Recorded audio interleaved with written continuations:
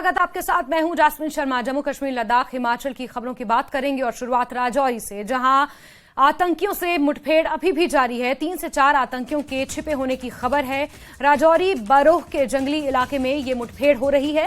सुरक्षा बलों और आतंकियों के बीच मुठभेड़ अभी भी जारी है। आपको बता दें कि 2 से 3 आतंकियों के छिपे होने की इसमें खबर मिल रही है और बीते कल से ही ये मुठभेड़ जारी है। राजौरी से आपको ये अहम खबर दे रहे हैं, जहां बरोही के जंगलों में ये मुठभेड़ हो रही है और 2 से 3 आतंकियों के छिपे होने की खबर मिल रही है।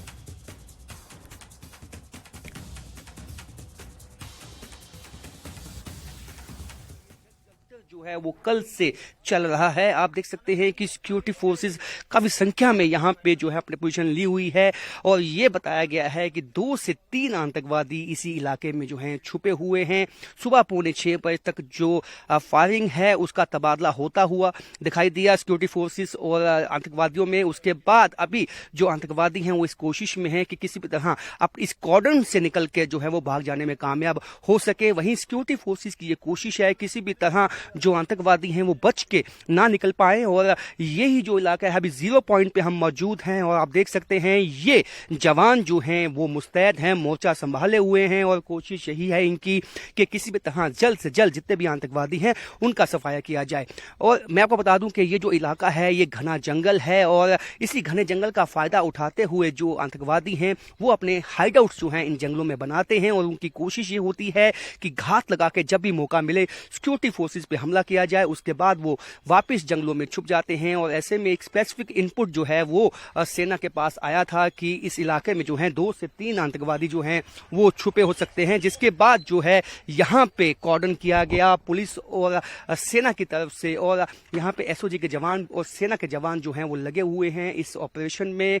कोशिश उनकी यह है जल्द से जल्द जो है ढूंढ के उन आतंकवादियों को, क्योंकि ये आतंकवादी बताया जाता है कि इसी रिज में जो नीचे रिज है वहां जो है वो छुपे हो सकते हैं। और यहाँ सिक्योरिटी फोर्सेस ने पूरा कॉर्डन ऑफ किया गया है। यहाँ से जो है किसी भी जो, हालांकि यहाँ कुछ रिहायशी मकान भी हैं पहाड़ी इलाके में, कुछ दूर दूर मकान हैं, लेकिन यहाँ पे आबादी है और सेना की ये कोशिश है किसी तरह का कोलेटरल डैमेज ना हो। बहुत ही एहतियातन जो है इस ऑपरेशन को चलाया गया है। आप देख सकते हैं कि जो मूवमेंट है सेना की वो लगातार जो है यहाँ से बढ़ाई गई है, क्योंकि कोशिश यही है कि जो कॉर्डन है उसको ज्यादा से ज्यादा मजबूत किया जाए ताकि जो आतंकवादी हैं वो ना निकल पाए। क्योंकि हमने इस इलाके में देखा है कि जो जब 1 जनवरी को इस साल डांगरी में घटना हुई थी जहां 7 निर्दोष लोगों को, ये देखिए अभी जो है गोलियों की आवाजें आपको सुनाई देंगी। अभी वापस जो है गोलियों का तबादला जो है उसकी शुरुआत हो गई है इस इलाके में। आप देख सकते हैं कि सीधी जो टक्कर है, सीधी जो लड़ाई है वो सिक्योरिटी फोर्सेस और जो हमारे जो जवान हैं वो आतंकवादियों के बीच में इस वक्त होते हुए यहाँ पे, क्योंकि जैसे मैंने पहले कहा कि डांगरी का जो इलाका था उसके बाद एक के बाद एक कई घटनाएं ऐसी हुई जिसने पूरे राजौरी जिले को दहला दिया। कई ऐसे आतंकवादी जो हैं हमले हुए, हमारे सेना के जवानों पे हुए, उनके काफिलों पर हुए और घात लगा के सब हमले किए गए।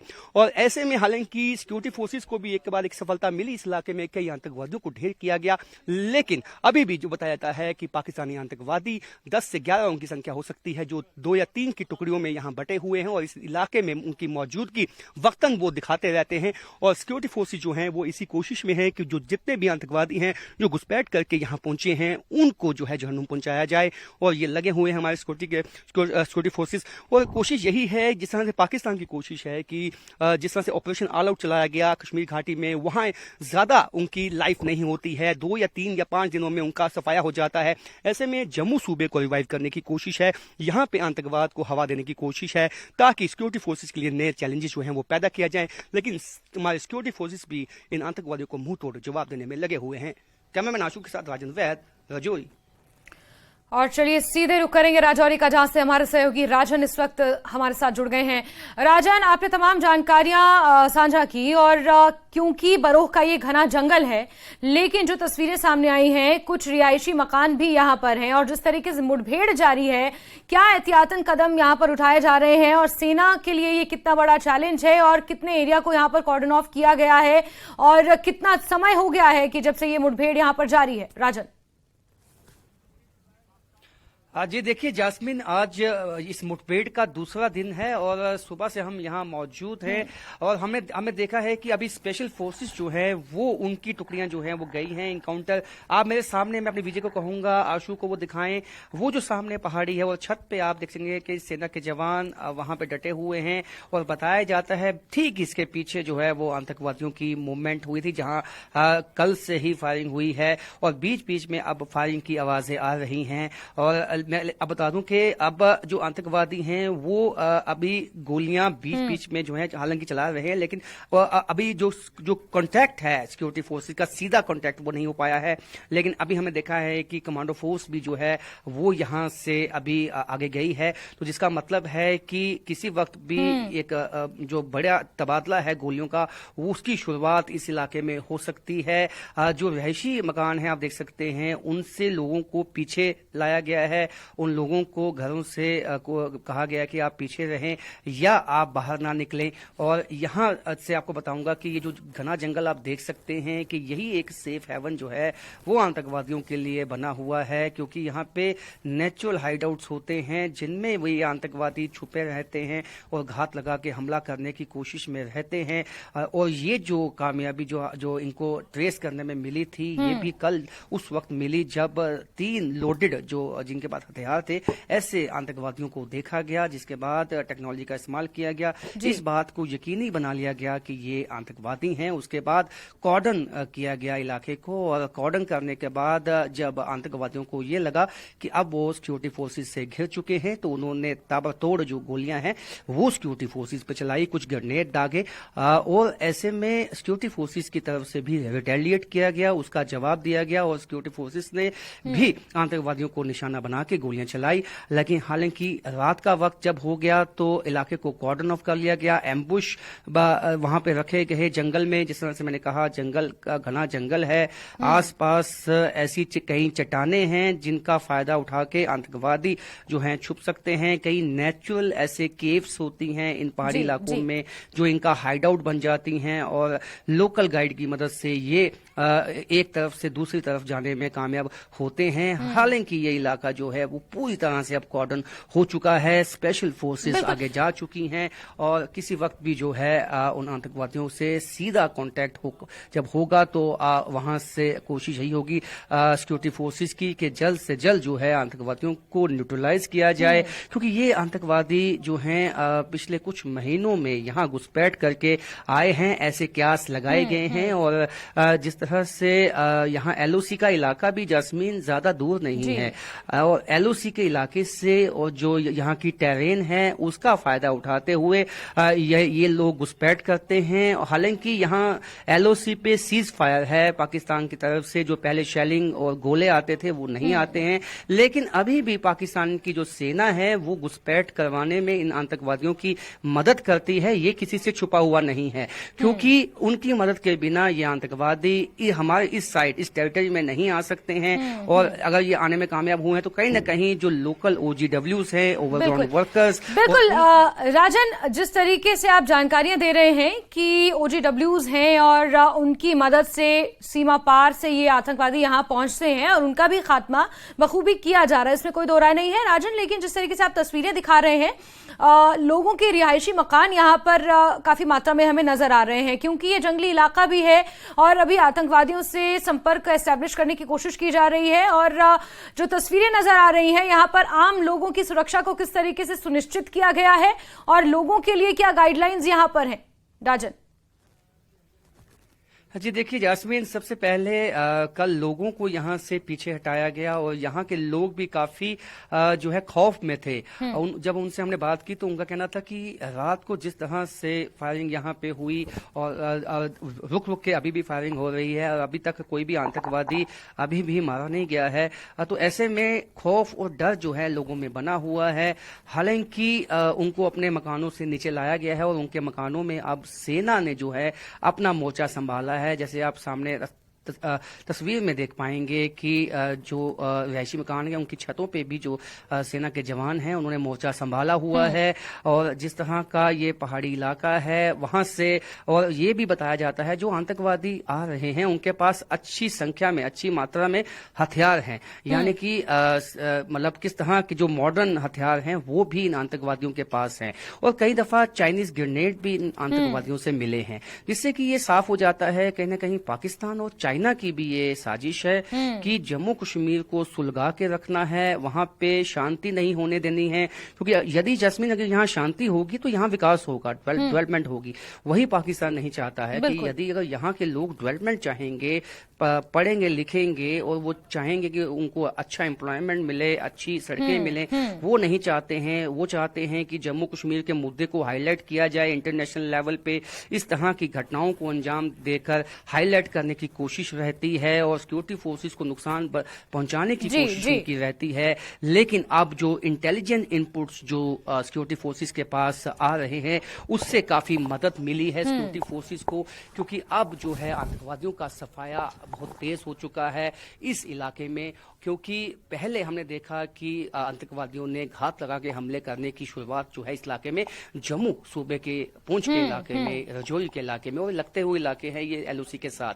तो कोशिश उनकी यही थी कि हम यहाँ पे हाइडआउट्स बनाएंगे, हाइडआउट्स बनाने के बाद यहाँ पे घात लगा के, क्योंकि उनका भी अपना एक नेटवर्क है जो आईएसआई शायद रिवाइव करने में कामयाब हो गई है और वो इनकी मदद करते हैं। और जो सिक्योरिटी फोर्सेस की लोकेशन है वो इन आतंकवादियों को बताते हैं, जिसकी वजह से ये उन पे हमला करते हैं। लेकिन सिक्योरिटी फोर्सेस भी मुस्तैद हैं, अलर्ट हैं, पहले से ही इस इलाके में ये जो इलाका है पीर पंचाल का, वहां पे अलर्ट है और जो आतंकवादियों के मंसूबे हैं उसको नाकाम बनाने में दिन रात। राजन, आतंकवादियों के मंसूबों को नाकाम बनाने में हमारी सेना पूरी तरह से सक्षम है। पहले डांगरी, फिर पुंछ, फिर राजौरी, फिर एक बार फिर से राजौरी में ही इन्होंने अपना ठिकाना बनाया है और उस ठिकाने का भांडा फोड़ करने के लिए भारी संख्या में यहां पर सुरक्षा के जवान तैनात हैं। और बहुत जल्द ये माना जा रहा है कि 2 से 3 जो आतंकवादी इस पूरे इलाके में छिपे हो सकते हैं उन्हें कभी भी न्यूट्रलाइज किया जा सकता है। राजन, आप नजर बना के रखें, बहुत शुक्रिया हमसे जुड़ने के लिए, तमाम जानकारियों के लिए। खबरों के सिलसिले को आगे बढ़ाएंगे और जम्मू से ही आपको एक और अहम खबर देंगे, जहां आज विपक्षी दलों की एक महत्वपूर्ण बैठक होने वाली है। एनसी अध्यक्ष फारूक अब्दुल्ला इस बैठक की अध्यक्षता करेंगे। आपको बता दें कि फारूक अब्दुल्ला विभिन्न मुद्दों पर इसमें चर्चा करेंगे और विपक्षी दल एकजुट होकर इसमें रणनीति बनाएंगे। इससे पहले एनसी अध्यक्ष फारूक अब्दुल्ला के आवास पर यह बैठक होनी थी, लेकिन अब एक निजी होटल में दोपहर में यह बैठक रखी गई है। तमाम विपक्षी दल इसमें शिरकत करेंगे और इसमें सरकार के खिलाफ रणनीति बनाई जाएगी। मनोज कौल हमारे सहयोगी ज्यादा जानकारियों के साथ इस खबर पर जुड़ गए हैं। मनोज, आज कितने बजे ये बैठक होनी है? इससे पहले एनसी अध्यक्ष फारूक अब्दुल्ला के सरकारी आवास पर यह बैठक होनी थी, लेकिन अब एक निजी होटल में यह बैठक होने जा रही है। इसको लेकर अतिरिक्त जानकारियां मनोज। हाँ, देखें जैस्मिन, ये जैसा कि आपने कहा कि आज मीटिंग होने वाली है जिसकी अध्यक्षता डॉक्टर फारूक अब्दुल्ला करेंगे और उसमें कई जो राजनीतिक दल हैं वो इसमें शामिल होंगे। वो खास तौर पे हम ये बताएंगे, जैसा हम ये कहते हैं कि अपोजिशन की ये मीटिंग है, सारी अपोजिशन पार्टियां इसमें नहीं हैं, जिनमें कुछ अपोजिशन पार्टीज जो हैं वो इसमें शिरकत नहीं करेंगी, जिनमें DTAP है या जो गुलाम नबी आज़ाद की पार्टी है या जम्मू कश्मीर अपनी पार्टी, वो भी इसमें शामिल नहीं है। हालांकि जम्मू से शिवसेना की इसमें शिरकत हो सकती है, क्योंकि जो पहले मीटिंग्स हुई थी वो इस मीटिंग में शामिल हो सकती है शिवसेना भी।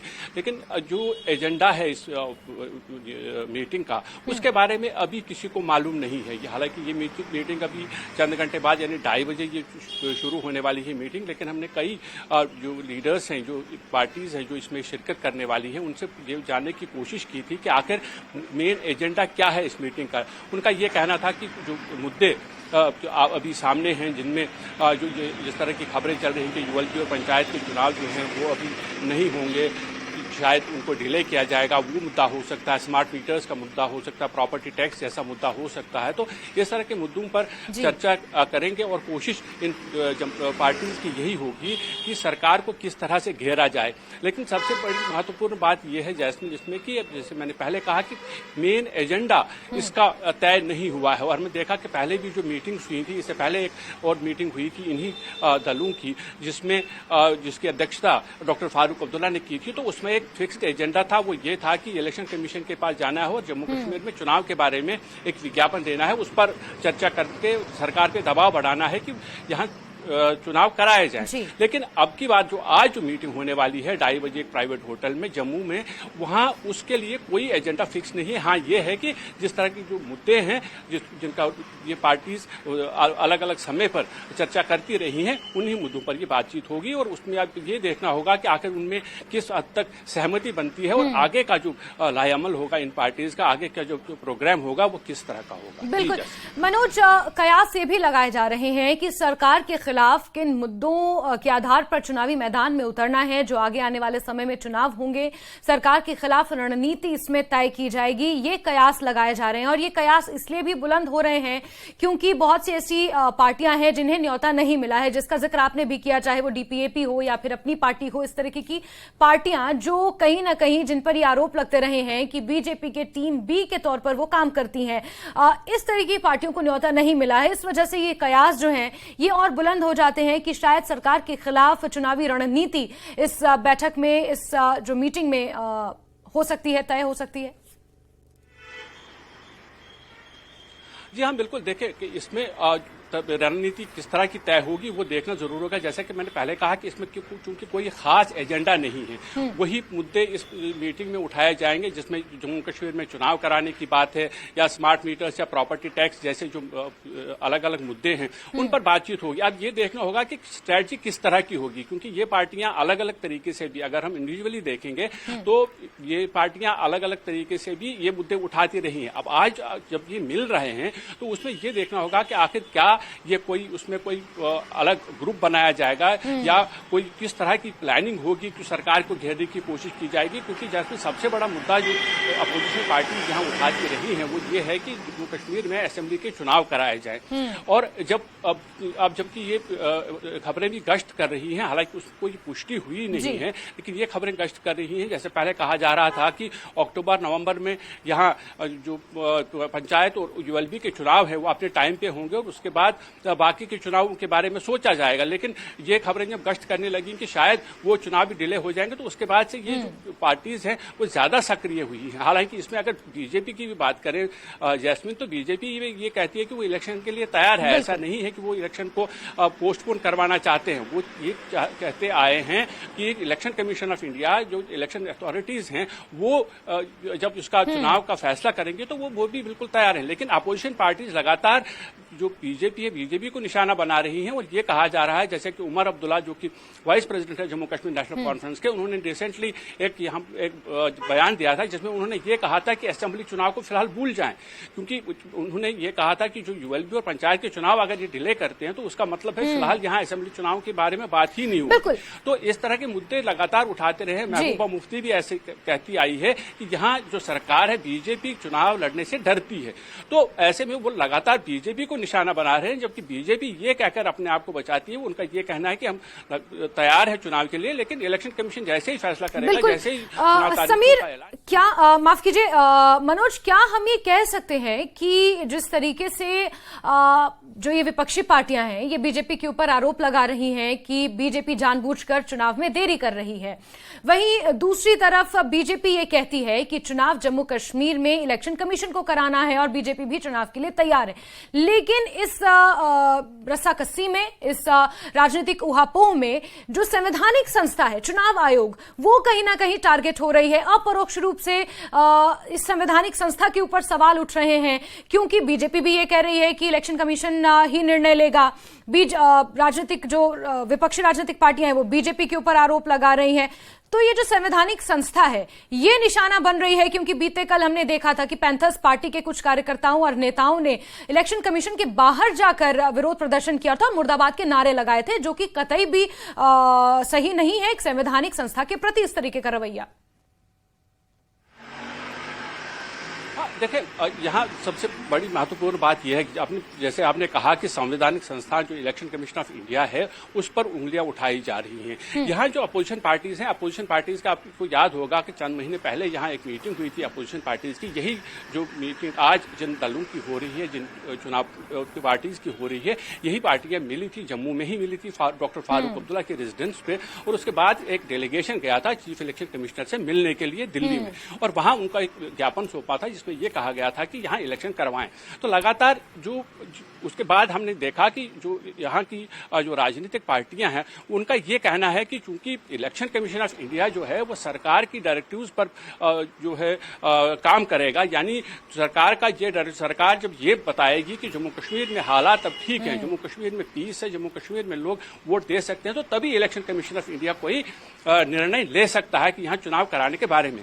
और ये भी एक सच्चाई है कि चुनाव कमीशन जल्दबाजी में कोई भी निर्णय नहीं लेना चाहेगा, क्योंकि चुनाव कमीशन की सबसे बड़ी प्राथमिकता ये होती है कि इलेक्शन एक फ्री एंड फेयर एटमॉस्फेयर में हो, किसी तरह का डर न हो, भय न हो, ज्यादा से ज्यादा लोग चुनाव की प्रक्रिया में भाग लें। तो यही वजह है कि चुनाव कमीशन भी अभी ये देख रहा है कि किस तरह से, हालांकि चुनाव कमीशन की तरफ से कोई इस पर कोई बयान नहीं आया है, लेकिन ऐसा लग रहा है चुनाव कमीशन लगातार जम्मू कश्मीर के हालात पर निगाह बनाए हुए है। वो इस बात की कोशिश कर रहा है कि यहाँ किस हालात कैसे हैं, और जैसे ही उन्हें लगता है कि यहाँ हालात अनुकूल हैं चुनाव कराने के लिए, तो उसके बाद से चुनाव कमीशन कोई निर्णय ले सकता है। जी बिल्कुल मनोज, हालांकि अंतिम निर्णय चुनाव आयोग को ही लेना है, और आपने बिल्कुल सही कहा कि जो हालात इस वक्त जम्मू कश्मीर में हैं उन पर तीखी निगाहें चुनाव आयोग बनाए हुए है, और जैसे ही हालात चुनाव आयोग को लगता है कि सामान्य है, हो सकता है चुनावों का ऐलान हो जाए। मनोज, बहुत शुक्रिया तमाम जानकारियों के लिए। हालांकि आज दोपहर में महत्वपूर्ण बैठक है विपक्षी दलों की, नजर आप बना के रखें। खबरों का सिलसिला जारी रहेगा, लेकिन वक्त एक छोटे से ब्रेक का।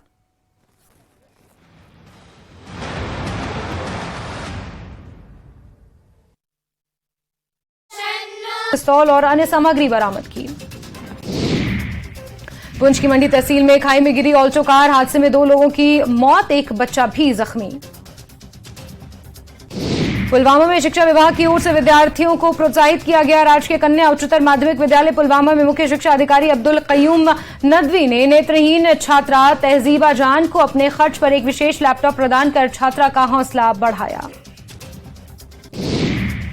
कल मनाए जाने वाले विश्व पर्यटन दिवस के मद्देनजर पर्यटन विभाग ने कश्मीर भर में कार्यक्रमों की एक श्रृंखला की तैयार। आज टीआरसी श्रीनगर में एक जागरूकता सम्मेलन आयोजित किया गया।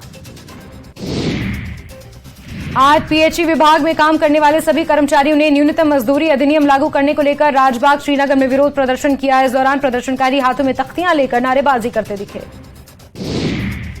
सुखू सरकार के खिलाफ धरना प्रदर्शन करने वाले बीजेपी नेताओं और कार्यकर्ताओं के खिलाफ एफआईआर, सभी पर शांति भंग करने का आरोप। नेता प्रतिपक्ष ने पुलिस की कार्यप्रणाली पर उठाए सवाल। हिमाचल प्रदेश के युवाओं को नियुक्ति पत्र बांटने के लिए शिमला के गेटी थिएटर में रोजगार मेले का किया गया आयोजन। केंद्रीय मंत्री अनुराग ठाकुर की मौजूदगी में 110 युवाओं को बांटे गए नियुक्ति पत्र।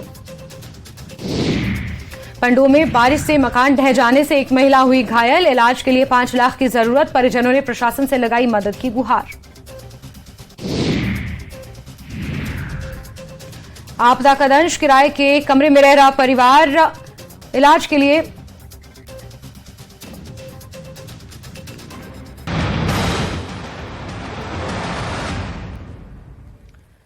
और ब्रेक के बाद आगे बढ़ेंगे बात एक और अहम खबर की, जहां Yashaswini CRPF all women bike expedition flag off समारोह में आज लेफ्टिनेंट गवर्नर मनोज सिन्हा शिरकत करेंगे। उपराज्यपाल मनोज सिन्हा इसमें शामिल होंगे। सीआरपीएफ की महिला बाइकर्स को हरी झंडी दिखाएंगे। बड़ी खबर आपको बता रहे हैं, जहां Yashaswini CRPF all women bike expedition flag off समारोह आज होना है और इसमें लेफ्टिनेंट गवर्नर मनोज सिन्हा शिरकत करेंगे। आज सीआरपीएफ की महिला बाइकर्स को लेफ्टिनेंट गवर्नर हरी झंडी दिखाकर रवाना करेंगे। रईस हमारे सहयोगी ज्यादा जानकारियों के साथ फोनलाइन पर जुड़ गए हैं। रईस, कितने बजे ये समारोह शुरू होगा और क्या कुछ अतिरिक्त जानकारियां इसको लेकर मिल रही हैं? Rice.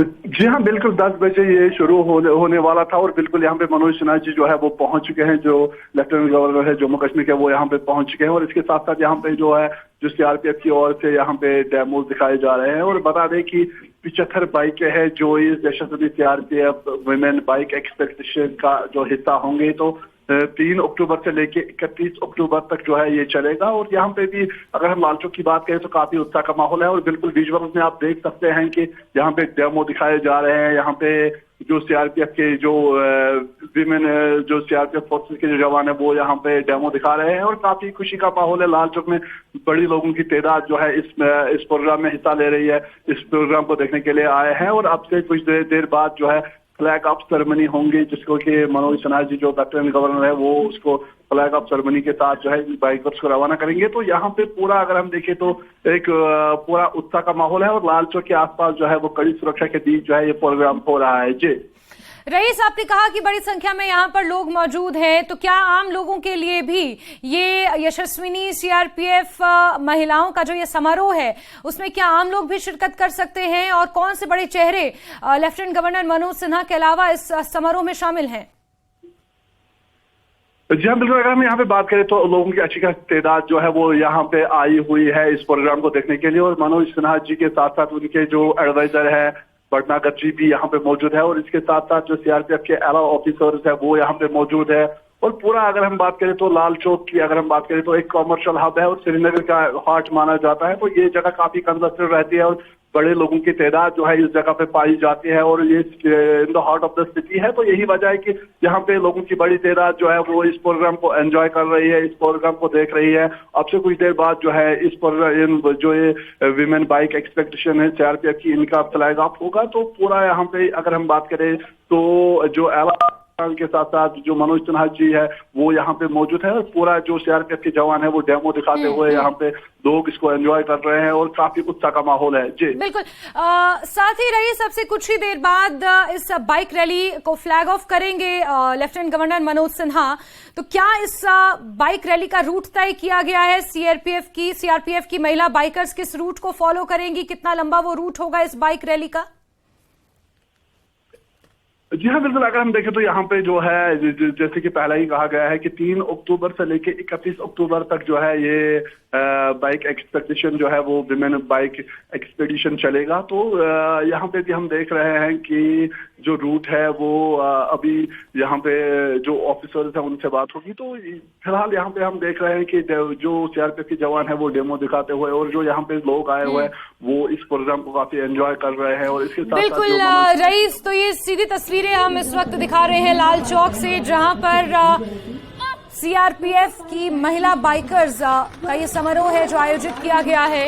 Lieutenant governor Manoj Sinha मंच पर मौजूद हैं, सीआरपीएफ के आला अधिकारी और कई आला अधिकारी यहां पर मौजूद हैं।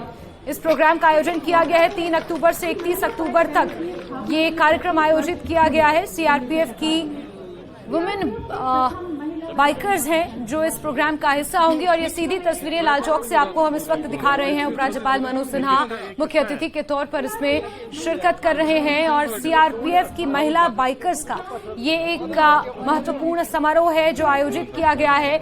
रईस हमारे सहयोगी लगातार फोनलाइन पर हमारे साथ बने हुए हैं। रईस, क्योंकि 3 अक्टूबर से 31 अक्टूबर तक ये वुमेन बाइक एक्सपीडिशन चलेगा, इसके अंतर्गत किस तरीके से कार्यक्रम आयोजित किए जाएंगे? आज का कार्यक्रम ये बाइक रैली का है जिसे हरी झंडी दिखाएंगे लेफ्टिनेंट गवर्नर मनोज सिन्हा। इसके अलावा 31 अक्टूबर तक क्या क्या अन्य कार्यक्रम इसमें होंगे? रईस जी हाँ, बिल्कुल। ये यहाँ से जो है अभी अब से कुछ देर बाद यहाँ पे ये महिला जो बाइक रैली है सीआरपीएफ की ये फ्लैग ऑफ होगी और इसके बाद इसको बहुत सारे जो है वो स्पॉट तय करने हैं, बहुत सारी जगहों पे जाएंगे। और बता दें कि इसमें जो है 75 बाइकें होंगी, 15 स्टेट से जो है 15 स्टेट इसमें शामिल होंगे, 2 यूटीज के जो है वो भी इसमें वहां से भी जो है वो सीआरपीएफ महिला जो बाइकर्स हैं वो पार्टिसिपेशन करेंगे। तो कुल मिला के अगर हम देखें एक बड़ा प्रोग्राम है और 3 अक्टूबर से लेके 31 अक्टूबर तक जो है ये चलेगा और बहुत सारे पड़ाव इनको अभी तय करने हैं। और यहाँ पे हम देख रहे हैं कि जो इसकी अभी फ्लैग ऑफ सेरेमनी होने वाली है तो उसके लेके जो है यहाँ पे लाल चौक की ये तस्वीरें जो हम आपको दिखा रहे हैं, लाल चौक की ये तस्वीरें हैं, काफी उत्साह है यहाँ पे और लगातार जो है लोगों का लोगों की अच्छी खासी भीड़ है वो यहाँ पे आई हुई है, इस प्रोग्राम को एंजॉय कर रही है। और साथ ही साथ जो मनोज सिन्हा जी है वो भी मुख्य अतिथि के तौर पे यहाँ पे मौजूद है, उनके साथ साथ उनके जो एडवाइजर है भटनागर जी वो भी यहाँ पे मौजूद है। और सीआरपीएफ की जो है वो भी यहाँ पे मौजूद है। उनके बीच जो है ये सीआरपीएफ महिला जो फोर्स है वो यहाँ पे अपना डेमो दिखाते हुए, और अब से कुछ देर बाद जो है ये फ्लैग ऑफ सेरेमनी जहाँ पे होगी। जी बिल्कुल, तो यहाँ पर फ्लैग ऑफ सेरेमनी आयोजित की जाएगी। उससे पहले तैयारियां मुकम्मल कर ली गई हैं। तस्वीरें आप साफ देख सकते हैं, ये श्रीनगर लाल चौक की तस्वीरें हैं। एक नए रंग रूप में लाल चौक बनकर तैयार हुआ है और इस बीच सीआरपीएफ महिला बाइकर्स का ये एक्सपीडिशन है जो 3 अक्टूबर यानी आज से शुरू होकर 31 अक्टूबर तक चलेगा। और लेफ्टिनेंट गवर्नर मनोज सिन्हा हरी झंडी दिखाकर इस एक्सपीडिशन का शुभारंभ करेंगे। तो तस्वीरें लाल चौक से सामने आई हैं जहां से कुछ ही क्षणों बाद ये फ्लैग ऑफ सेरेमनी आयोजित की जाएगी। सीआरपीएफ के तमाम आला अधिकारी, सीआरपीएफ के जवान इसमें शिरकत कर रहे हैं। इसी के साथ आम जनता के लिए भी ये समारोह आयोजित किया गया है। भारी संख्या में आम जनता भी इस कार्यक्रम का हिस्सा है और अब से कुछ ही देर बाद यहां पर पारंपरिक तरीके से इस सेरेमनी को फ्लैग ऑफ किया जाएगा। उससे पहले ये तस्वीरें आप देख सकते हैं, यहां पर भव्य समारोह ये आयोजित किया गया है। सीआरपीएफ वुमेन बाइक एक्सपीडिशन इस कार्यक्रम का नाम है और यशस्विनी सीआरपीएफ की महिला बाइकर्स हैं जो 3 अक्टूबर से 31 अक्टूबर तक इस बाइक एक्सपीडिशन का हिस्सा होंगी। और आज हरी झंडी दिखाकर लेफ्टिनेंट गवर्नर मनोज सिन्हा उन्हें रवाना करेंगे। रईस, कितना समय हम माने कि फ्लैग ऑफ सेरेमनी आयोजित की जाएगी, फ्लैग ऑफ किया जाएगा इन महिला बाइकर्स को?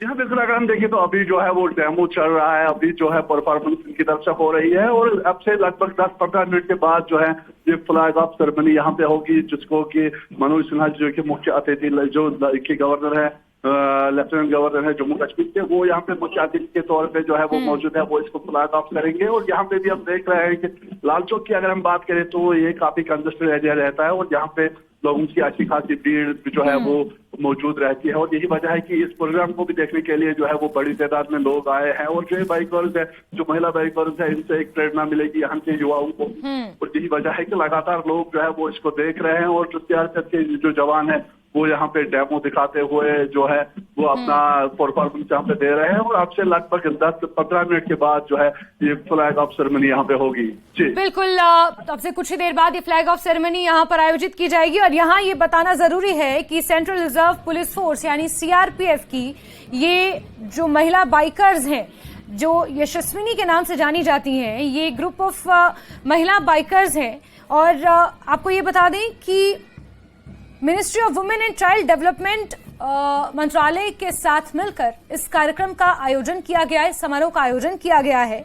और देश की लगभग 150 महिला बाइकर्स, सीआरपीएफ की अधिकारी को 3 टुकड़ियों में डिवाइड किया गया है जो इस बाइक रैली को पूरे भारतवर्ष में आयोजित करेंगी। आपको बता दें कि उत्तर क्षेत्र से, श्रीनगर से इसकी शुरुआत होगी और फिर पूर्वी क्षेत्र शिलोंग में भी इसका आयोजन आज किया जा रहा है। और अगर दक्षिण की बात की जाए तो कन्याकुमारी में इसका आयोजन होगा। और 31 अक्टूबर तक ये बाइक रैली देश के अलग अलग कोनों में जाकर नारी शक्ति को बुलंद करेंगी।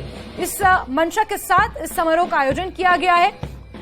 और इस बीच आप ये तस्वीरें श्रीनगर से देख रहे हैं, लाल चौक से सीधी तस्वीरें हैं जहां सीआरपीएफ की यशस्विनी महिला बाइकर्स एक्सपीडिशन इसका आयोजन किया गया है। और वुमेन एम्पावरमेंट के मद्देनजर नारी शक्ति को और देश में बुलंद करने के नारे के साथ, इस मंशा के साथ इस समारोह का आयोजन किया गया है जहां उपराज्यपाल मनोज सिन्हा इस वक्त मुख्य अतिथि के तौर पर शिरकत कर रहे हैं। अब से कुछ ही देर बाद ये इन 75 महिला बाइकर्स को फ्लैग ऑफ करेंगे जो कि देश के अलग अलग कोनों में जाकर नारी शक्ति का संदेश देंगी। Ministry of women and child development के साथ मिलकर सीआरपीएफ ने इस समारोह को आयोजित किया है और नारी शक्ति के संदेश के साथ इस समारोह को आयोजित किया गया है। पूरे देश भर में नारी सम्मान, नारी शक्ति के इस नारे को बुलंद करने की उद्देश्य से इस कार्यक्रम का, इस समारोह का आयोजन किया गया है। श्रीनगर से आप ये सीधी तस्वीरें देख रहे हैं जहां इस वक्त ये परेड हो रही है और उसके बाद अब से कुछ ही देर बाद lieutenant governor Manoj Sinha flag of करेंगे इस बाइक रैली को। 150 महिला सीआरपीएफ की ये बाइकर्स हैं जिन्हें 3 टीमों में डिवाइड किया गया है। ये एक क्रॉस कंट्री रैली है जिसमें 75 महिला बाइकर्स श्रीनगर से आज रवाना होंगी।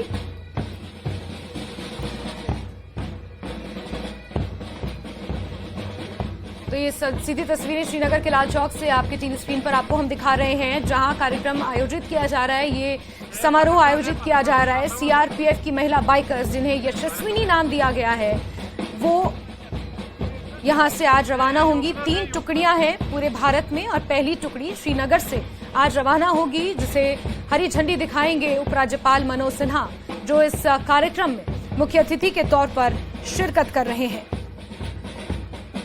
अब से कुछ ही देर बाद इस cross country women bike expedition का फ्लैग ऑफ किया जाएगा। 10,000 किलोमीटर और 15 राज्य, जिसमें 2 केंद्र शासित राज्य भी शामिल हैं, ये सफर तय करेंगी महिला बाइकर सीआरपीएफ की और महिला शक्ति को, वुमेन एम्पावरमेंट को और बुलंद करेंगी। हर क्षेत्र में महिलाओं का आज योगदान भरपूर देखने को मिल रहा है और इसी उद्देश्य के साथ महिलाओं के उत्थान के लिए, महिलाओं को और सशक्त बनाने के लिए, नारी शक्ति के नारे को और बुलंद करने की मंशा से ministry of women and child development के कोलैबोरेशन के साथ सीआरपीएफ ने इस समारोह का आयोजन किया है। और अब से कुछ ही देर बाद आप देखेंगे उपराज्यपाल मनोज सिन्हा इस कार्यक्रम का फ्लैग ऑफ करेंगे और 75 महिला बाइकर्स की ये टुकड़ी श्रीनगर से आज इस 10,000 किलोमीटर की बाइक रैली का सफर तय करने के लिए श्रीनगर से आज रवाना हो जाएंगी।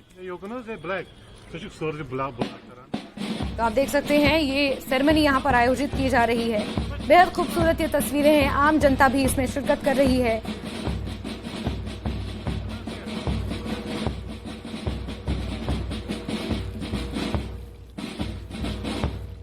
पंद्रह राज्यों का ये महिला बाइकर्स सफर तय करेंगी। 15 राज्यों से गुजरते हुए ये सफर तय होगा। शुरुआत इसकी श्रीनगर से की जा रही है और पूर्वी भारत में शिलोंग और दक्षिण भारत में कन्याकुमारी से इसकी शुरुआत होगी। 2 केंद्र शासित राज्यों से ये महिला बाइकर्स गुजरेंगी और जहां जहां से गुजरेंगी वहां वहां इसी तरह की सेरेमनी का आयोजन किया जाएगा, समारोह का आयोजन किया जाएगा। अब से कुछ ही क्षणों बाद उपराज्यपाल मनोज सिन्हा इन्हें हरी झंडी दिखाकर रवाना करेंगे। आपको ये बताना जरूरी है कि सीआरपीएफ की जो महिला बाइकर्स हैं उन्हें यशस्विनी कहा जाता है और रॉयल एनफील्ड 350 सीसी की बाइक्स वो चलाती हैं और महिला सशक्तिकरण के नारे को और बुलंद करते हुए 10,000 किलोमीटर का सफर तय करेंगी। 15 राज्यों से होते हुए ये सफर गुजरेगा। 2 केंद्र शासित राज्यों को भी ये सफर तय करेंगी महिला बाइकर्स। सीधी तस्वीरें आपको लाल चौक से इस वक्त दिखा रहे हैं। सीआरपीएफ के आला अधिकारी, सीआरपीएफ के जवान, आम जनता, उपराज्यपाल मनोज सिन्हा भी इस कार्यक्रम में मुख्य अतिथि के तौर पर शिरकत कर रहे हैं। अपने आप में नारी शक्ति को बुलंद करने के लिए ये तस्वीरें बेहद महत्वपूर्ण हैं और श्रीनगर से इस वुमेन बाइक एक्सपीडिशन की शुरुआत हो रही है।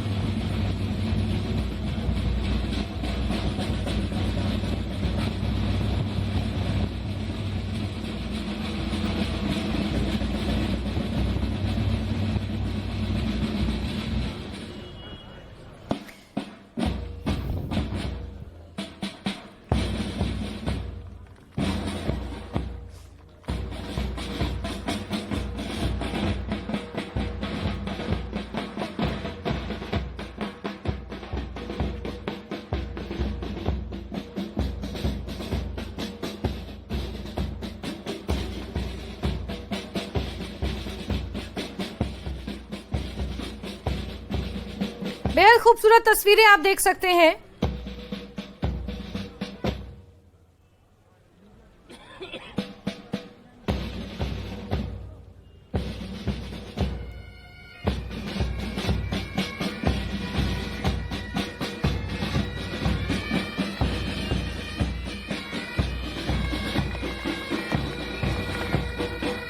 उपराज्यपाल मनोज सिन्हा मुख्य अतिथि के तौर पर इस समारोह में शिरकत कर रहे हैं। केंद्रीय रिजर्व पुलिस बल यानी सीआरपीएफ की यशस्विनी महिला बाइकर्स महिला एवं बाल विकास मंत्रालय के सहयोग से इस कार्यक्रम का आयोजन किया जा रहा है। देश की महिला शक्ति, नारी शक्ति का जश्न मनाने के लिए, महिला शक्ति के नारे को और बुलंद करने के लिए सीआरपीएफ की महिला बाइकर्स के एक समूह, जिसे यशस्विनी का नाम दिया गया है, क्रॉस कंट्री बाइक एक्सपीडिशन का आयोजन किया जा रहा है। और इसी कार्यक्रम के मद्देनजर उपराज्यपाल मनोज सिन्हा यहां पर मौजूद हैं और आप देख सकते हैं फ्लैग ऑफ सेरेमनी यहां पर आयोजित की जा रही है।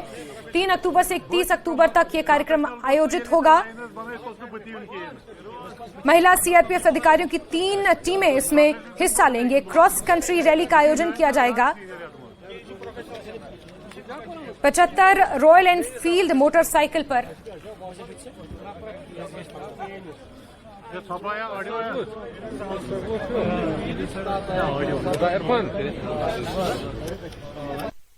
सर अपना लेफ्ट लगाइए ना। ऑडियो बढ़ाइए। ऑडियो है ही नहीं। इरफान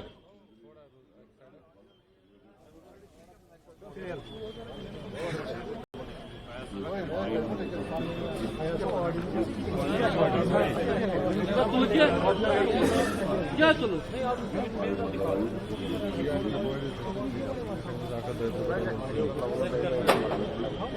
जी, आपका ऑडियो सिस्टम फेल है।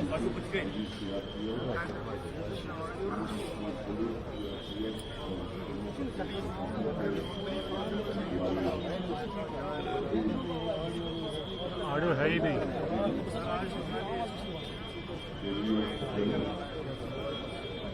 रईस रईस ऑडियो चिन्ह की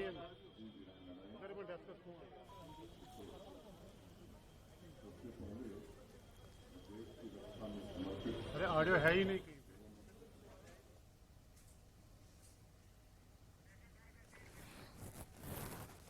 तो उपराज्यपाल मनोज सिन्हा संबोधन कर रहे हैं। अब से कुछ देर बाद आपको ये सुनाएंगे जिस तरीके से केंद्रीय रिजर्व बल यानी कि सीआरपीएफ और महिला एवं बाल विकास मंत्रालय के साथ मिलकर इस समारोह का आयोजन किया गया है। उपराज्यपाल मनोज सिन्हा हरी झंडी दिखाकर इन महिला बाइकर्स को यहां से रवाना करेंगे, जो पूरे देश भर में 10,000 किलोमीटर का सफर तय करेंगी। 15 राज्यों और 2 केंद्र शासित राज्यों से होते हुए ये सफर तय किया जाएगा। महिला शक्ति, नारी शक्ति के सम्मान में इस समारोह का आयोजन किया गया है और ये सीधी तस्वीरें हम आपको दिखा रहे हैं। तो इस बड़ी खबर पर लगातार हमारी नजर बनी हुई है। बहरहाल आगे रुक करेंगे खबरों का। जम्मू कश्मीर में जोजिला के पास ताजा बर्फबारी होने से रास्ता बंद हो गया है। जोजिला दर्रे की चोटियों पर बर्फ भी जम गई है। ये रास्ता कश्मीर को लद्दाख से जोड़ता है। सामरिक दृष्टि से ये रास्ता बेहद अहम है। बीआरओ की टीम रास्ते को सुचारू बनाए रखने में फिलहाल जुटी हुई है। तो बीते कल जिस तरीके से जोजिला पास में बर्फबारी हुई थी, उस वजह से ये रास्ता अवरुद्ध हो गया है। सामरिक दृष्टि से ये रास्ता बेहद महत्वपूर्ण माना जाता है और जोजिला की चोटियों पर भारी बर्फबारी हुई है।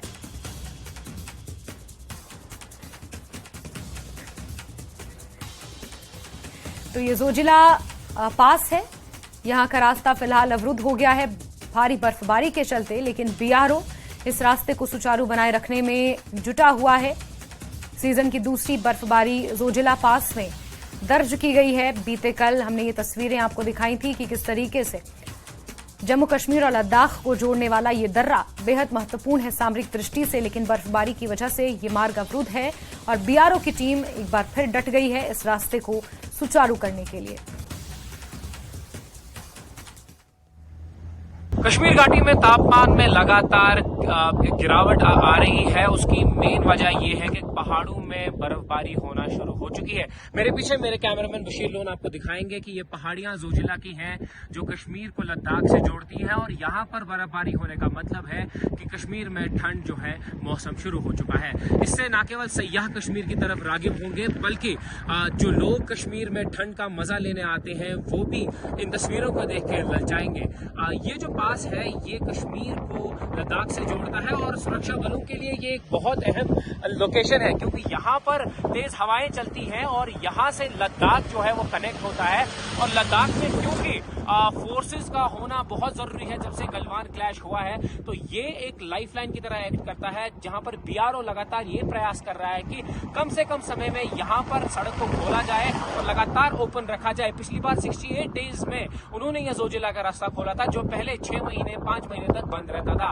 इस बार भी आप देख सकते हैं कि मेरे चेहरे पर अभी भी कुछ बर्फबारी जो है यहाँ पर हो रही है, हल्की सी हवाएं चल रही है, ठंडी हवाएं हैं और आप देख सकते हैं कितना खूबसूरत मंजर है। लेकिन इसके साथ साथ ये मंजर जो है कश्मीर में ठंड का दस्तक जो है वो दे रहा है और आगे आने वाले समय में मौसम विभाग का ये कहना है कि और बर्फबारी होगी और ऐसे इलाकों में जो है लगातार तापमान गिरता रहेगा। बशीर लोन के साथ दिशनवानी, जोजिला, न्यूज़ 18। और खबरों का सिलसिला जारी है, लेकिन वक्त एक छोटे से ब्रेक का।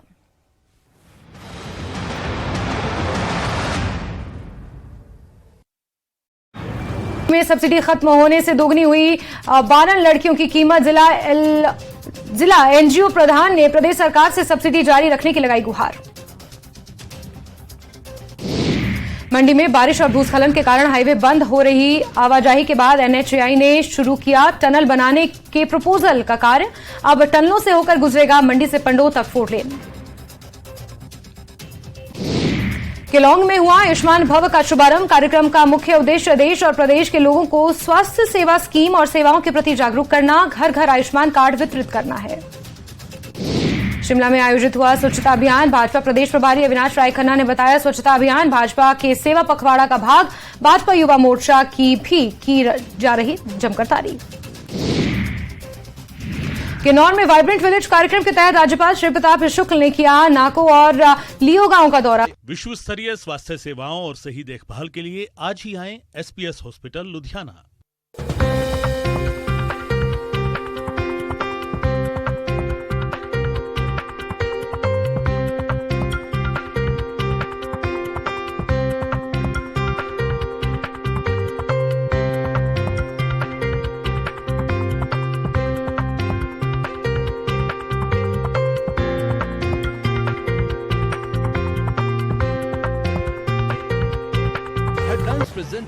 विश्व स्तरीय स्वास्थ्य सेवाओं और सही देखभाल के लिए आज ही आएं एसपीएस हॉस्पिटल लुधियाना।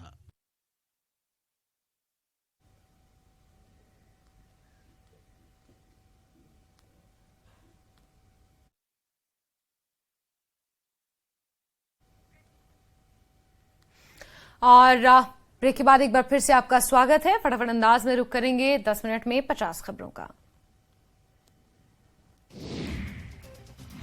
राजौरी बरोह के जंगली इलाके में मुठभेड़ जारी। सुरक्षा बलों और आतंकियों के बीच मुठभेड़। इलाके में 2 से 3 आतंकियों के छिपे होने की खबर।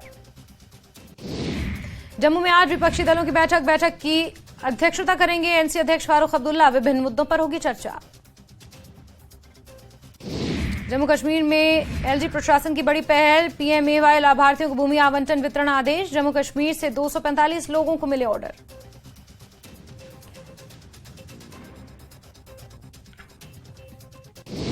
बारामूला पुलिस ने करेरी के कलंतरा पायन में चलाया ऑपरेशन। कुछ ही घंटों में रेप के आरोपी को किया गिरफ्तार। एक लड़की ने लिखित शिकायत कराई थी दर्ज।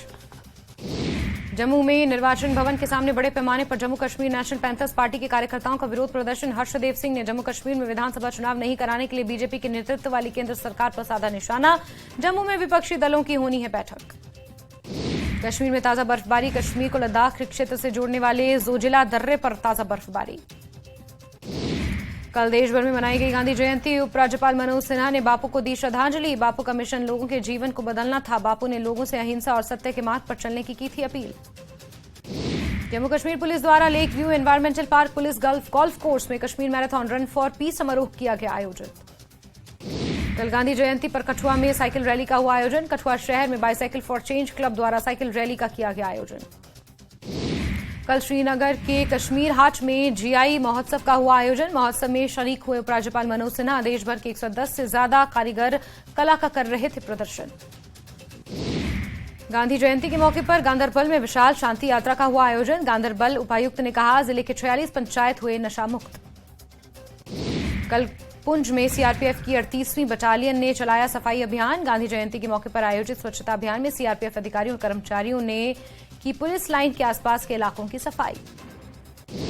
मंडी में पंडोह डैम के पास हाईवे बहाली में लगेंगे 2 महीने, लेकिन वैकल्पिक मार्ग पर होगी टायरिंग। टायरिंग के लिए NHAI लोक निर्माण विभाग को देगा 2 करोड़ 30 लाख की राशि। धंस चुके हाईवे का मात्र 4 मीटर कार्य हुआ, अभी 40 मीटर करना बाकी। पंडोह डैम के पास हाईवे बहाली में ही खर्च हो जाएंगे 30 से 35 करोड़। यहां अभी तक वैकल्पिक मार्ग से चलाई जा रही हैं सभी प्रकार की गाड़ियां। NHAI के प्रोजेक्ट डायरेक्टर वरुण चारी ने दी जानकारी। पंडोह डैम के पास हाईवे बहाली में ही खर्च हो जाएंगे 30 से 35 करोड़ रुपए। वैकल्पिक मार्ग से चलाई जा रही सभी गाड़ियां। देहरा में बस अड्डा बनाने जा रही है HRTC निदेशक रामगोपाल शर्मा ने रेशम विभाग और उद्योग विभाग की जगह का किया निरीक्षण।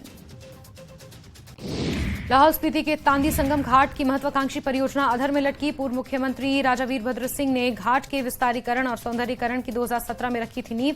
मौजूदा सरकार से इस महत्वाकांक्षी परियोजना को पूरा करने की लोगों को है उम्मीद। नाहन में आयोजित सिरमौर उत्सव का हुआ समापन। उत्सव के दौरान विभिन्न सांस्कृतिक कार्यक्रमों का हुआ आयोजन। अंतिम दिन स्थानीय कलाकारों ने दी प्रस्तुति। शिमला के रिज मैदान में मुख्यमंत्री सुख आश्रय योजना पर आज राज्य स्तरीय समारोह। मुख्यमंत्री सुखू, सामाजिक न्याय और अधिकारिता मंत्री कर्नल धनीराम शांडिल रहेंगे मौजूद। योजना के लाभार्थियों को वितरित की जाएगी धनराशि। कांग्रेस की पूर्व अध्यक्ष सोनिया गांधी और कांग्रेस महासचिव प्रियंका गांधी का शिमला दौरा खत्म। सूत्रों के हवाले से मिली जानकारी आज सुबह शिमला से हुई रवाना। CPS मामले पर हाईकोर्ट में आज सुनवाई। 2 CPS ने कोर्ट से मांगा याचिका दायर करने के लिए अतिरिक्त समय। पिछली सुनवाई में बीजेपी विधायकों ने की थी सभी CPS की नियुक्तियों पर अंतिम स्टे ऑर्डर की मांग। जिला परिषद कैडर के कर्मचारियों की हड़ताल, मांगे पूरी न होने तक आंदोलन की चेतावनी। प्रदेश भर में पंचायतों के कामकाज पर असर। शिमला में IGMC के 31 सुरक्षा कर्मियों को नौकरी से निकाले जाने का मामला। सुरक्षा कर्मी आज करेंगे अस्पताल के बाहर प्रदर्शन, नौकरी पर वापस लेने की करेंगे मांग। मनाली से बेंगलुरु का टूरिस्ट लापता। 5 दिन पहले भृगु ले गया था टूरिस्ट। जोगनी वाटरफॉल के पास से मिली लास्ट लोकेशन। परिजनों ने प्रशासन से लगाई जल्द खोज लेने की गुहार। शिमला कालका रेलवे ट्रैक बनकर तैयार। आज से नियमित शुरू होगी ट्रेन सेवा, लोगों को होगी बड़ी सुविधा। गोरखपुर में सराची रोग नियंत्रण अभियान शुरू करेंगे मुख्यमंत्री योगी। किसानों को भी संबोधित करेंगे मुख्यमंत्री, जनता की भी सुनेंगे फरियाद। श्री कृष्ण जन्मभूमि शाही ईदगाह विवाद में सुप्रीम कोर्ट में आज सुनवाई। हाईकोर्ट के फैसले को दी गई चुनौती।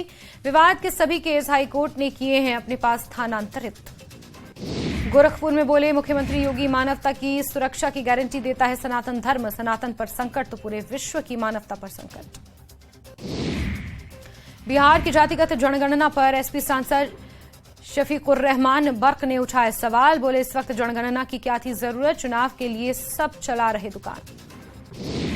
देवरिया में सभी 6 शवों का हुआ अंतिम संस्कार। हत्याकांड के बाद अब तक 14 लोगों को हिरासत में लिया गया। प्रमुख सचिव गृह और स्पेशल डीजी ने घटनास्थल का लिया जायजा। जौनपुर में बारिश के बाद कलेक्ट्रेट तिराहे पर करीब 5 फीट धसी सड़क। गड्ढे में गिरा बाइक सवार। जेसीबी की मदद से बाइक सवार युवक को निकाला गया बाहर। फिरोजाबाद में 5 साल के मासूम को दी तालिबानी सजा। कपड़े उतारकर बिजली के पोल में बांधा, वीडियो वायरल। कानपुर देहात में पुलिस की गौमांस तस्करों से मुठभेड़। एक आरोपी गिरफ्तार, दूसरा फरार। बड़ी तादाद में प्रतिबंधित मांस बरामद। प्रयागराज से शुआत्स के कुलपति का भाई विनोद बी लाल। पुलिस को लंबे वक्त से थी तलाश। धर्मांतरण समेत 20 से ज्यादा केस हैं दर्ज। शाहजहांपुर में लड़की पर धर्मांतरण का दबाव। गिरफ्तार, लव जिहाद में फंसाकर रेप करने के बाद लिए अश्लील फोटो। ललितपुर पुलिस को बड़ी सफलता। 15,000 का इनामी बदमाश गिरफ्तार, कारतूस बरामद। बीजेपी का मिशन राजस्थान। जेपी नड्डा कल आकांक्षी रथ को करेंगे रवाना। सभी 200 में जाएंगे रथ। संकल्प पत्र के लिए आम लोगों से लिए जाएंगे सुझाव। जयपुर में युवक की हत्या के मामले में पुलिस ने 4 आरोपियों को किया गिरफ्तार। पुलिस ने 1 आरोपी को किया डिटेन। जांच के लिए स्पेशल इन्वेस्टिगेशन टीम का हुआ गठन। प्रदेश में बड़ा प्रशासनिक फेरबदल। 20 IAS अफसरों के तबादले। आरुषि मलिक होंगी जयपुर संभागीय आयुक्त। राजस्थान के भीलवाड़ा में वंदे भारत को डिरेल करने की साजिश नाकाम। ट्रैक पर पत्थर और सरिया रखकर डिरेल करने की थी साजिश। उदयपुर से जयपुर जा रही थी वंदे भारत। जाति आधारित गणना की रिपोर्ट पर मुख्यमंत्री नीतीश कुमार आज करेंगे सर्वदलीय बैठक। बीजेपी सहित 9 दल होंगे शामिल। रिपोर्ट पर होगी चर्चा। गया में बाबा बागेश्वर ने पहुंचते ही शुरू किया गीता पाठ। भक्तों के पितरों को मोक्ष प्राप्ति के लिए कराया पिंडदान। पटना में ठाकुरबाड़ी मंदिर से करोड़ों रुपए की मूर्ति चोरी, भगवान राम, सीता और हनुमान की अष्टधातु की मूर्तियां लेकर चोर फरार। दोपहर 2:30 बजे जारी होगा एसटीईटी का रिजल्ट, बीएसईबी ऑफिस में अध्यक्ष आनंद किशोर जारी करेंगे रिजल्ट। शेखपुरा नगर परिषद क्षेत्र में महादेव नगर मोहल्ला में बेटे ने पिता और मां पर लाठी डंडों से किया हमला, पिता के संपत्ति बंटवारा नहीं करने पर नाराज बेटे ने घटना को दिया अंजाम। गोपालगंज पुलिस ने पिकअप वाहन से 20 कार्टन शराब जब्त की, 2 शातिर तस्करों को भी पुलिस ने किया गिरफ्तार। भोपाल में मेट्रो का आज ट्रायल रन, मुख्यमंत्री शिवराज दिखाएंगे हरी झंडी, सुभाष नगर से रानी कमलापति स्टेशन के बीच चलेगी ट्रेन। दिल्ली में आज कांग्रेस स्क्रीनिंग कमेटी की बैठक, उम्मीदवारों के नाम पर होगा मंथन, 125 सीटों पर उम्मीदवारों की पहली लिस्ट हो सकती है जारी।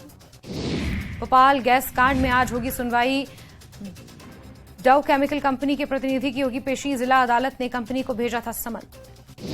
जगदलपुर में नशे पर पुलिस का नकेल, 51 लाख से ज्यादा की 890 पेटी अवैध शराब बरामद, 3 आरोपी गिरफ्तार। सीधे से टिकट न मिलने पर विधायक केदारनाथ शुक्ला ने बगावती तेवर अपना लिए हैं। केदारनाथ शुक्ला ने विधानसभा क्षेत्र में न्याय यात्रा निकालने की कही बात, साथ ही कहा कि वो असली बीजेपी में है। कांग्रेस विधायक संजय शुक्ला ने कैलाश विजयवर्गीय पर साधा निशाना, संजय शुक्ला ने कहा कि कैलाश विजयवर्गीय मुझे हलवा नेता समझते हैं, इस वजह से मेरे सामने चुनाव लड़ने आए हैं। बीजेपी महासचिव को संजय शुक्ला ने हेलीकॉप्टर नेता बताया और जीत का दावा किया। बीजेपी के राष्ट्रीय महासचिव कैलाश विजयवर्गीय ने एक बार फिर कांग्रेस पर बड़ा हमला बोला। उन्होंने कहा कि जिस दिन से हम लोगों के टिकट घोषित हुए हैं तब से पूरी कांग्रेस बेहोश पड़ी है, उन्हें इसका कोई तोड़ नहीं मिल रहा। मुझे लगता है कि कांग्रेस अभी अस्त व्यस्त है और पस्त पड़ी है, इसलिए फ्रस्ट्रेशन में हल्के फुल्के बयान दे रही है। कांग्रेस विधायक संजय शुक्ला ने हलवा नेता वाले बयान पर उन्होंने कोई टिप्पणी करने से इनकार कर दिया। और इसी के साथ बुलेटिन में फिलहाल के लिए बस इतना ही, लेकिन न्यूज 18 JKLH पर खबरों का सिलसिला लगातार जारी है, बने रहिए हमारे साथ। नमस्कार।